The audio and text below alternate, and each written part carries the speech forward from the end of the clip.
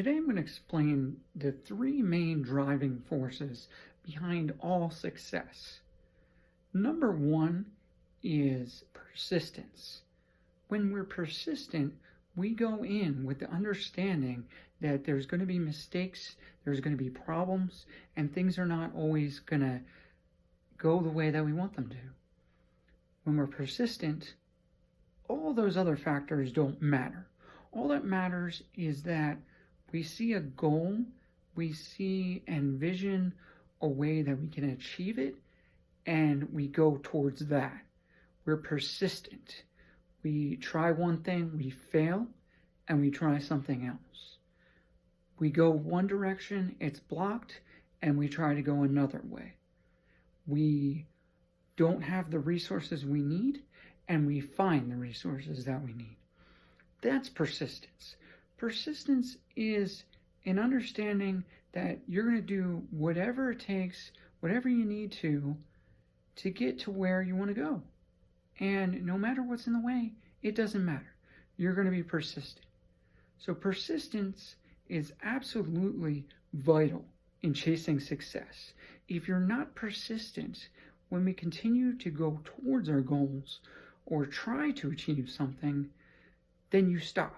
And you either stop and quit, or you stop and you take a break too long when you could be using that time and your learning experiences to grow and to achieve. So persistent people and those that continue to be persistent are at an advantage. Now, persistence is a skill. It's a skill that you have to learn. So it's like continuing to learn from a course of trial and error and a course of continued education and pulling the knowledge and the understanding from the way that what you're going for is communicating with you. So what I mean by that is that when you're going for something, there's a certain reason why it's not working out, and it's communicating that to you, but sometimes people don't see that clearly. They're not paying attention to the messages that are being received, and they're ignoring it, and they're either doing the same thing over and over again wrong, or they're not seeing that clear structure of why this is not happening and how it needs to be done to actually achieve it. Now, when you figure those elements out and you put them all together in your persistence, now you're on your road to success. So that's number one out of the three things that people use as a driving force to achieve success. Number two is focus and staying focused. Now, when you're staying focused, you're able to still perceive more messages that are coming to you and more and better communication.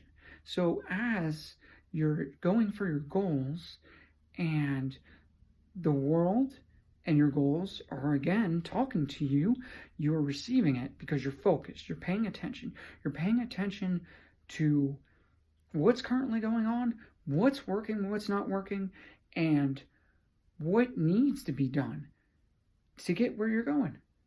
So staying focused and staying in the moment is extremely important when you're trying to achieve. You want to be focused. You don't want to be distracted. Distracted is going to take from your ability to learn, it's going to take from your ability to grow, and it's going to take from your ability to understand what is going on during this development process. Because as we're achieving, we're developing ourselves and we're growing and we're educating.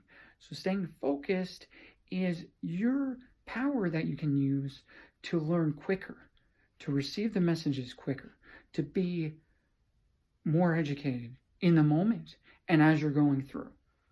So again, number two, focus. That's extremely important. It's going to be a driving force for you, and it's going to help you get to your goals quicker. Number three is forming positive habits. Now, the positive habits are what keep you going. So if you're focused and you're still, going towards your goals and understanding what's currently going on, that's not going to matter if you're not disciplined. Now, you're disciplined from, from having these positive habits. And positive habits are like a structure. It's an organization that you set for your life.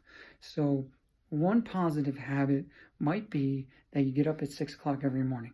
Now, if you demand that out of yourself and you say that you must get up at 6 o'clock in the morning, and you tell yourself that, then you're going to set a couple alarms and you're going to get up at 6 o'clock every morning. So that's your structure that comes from the discipline that, of course, is one of your positive habits. Waking up in the morning, making sure that you go to the gym every day because you know that it's crucial for your health. That's another positive habit. It helps you. And if you do go to the gym early enough in the morning, of course, that's a good thing as well. That gets your blood running and moving throughout your body, and then you're ready to go. You're ready to take on the rest of the day. You're energized, you're awake, and you're ready to grow and learn and think clearly and take on all your goals. So that's another positive habit. Another positive habit actually is keeping away from a bad habit.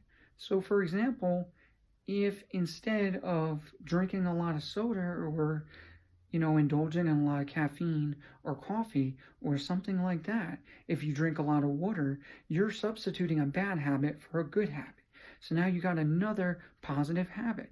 Now these are just the health ones, but if you use it in a way where you put it towards what your goal actually is, you form positive habits that help you also reach your goal quicker, So getting up in the morning, 6 o'clock in the morning, that gives you more time in your day.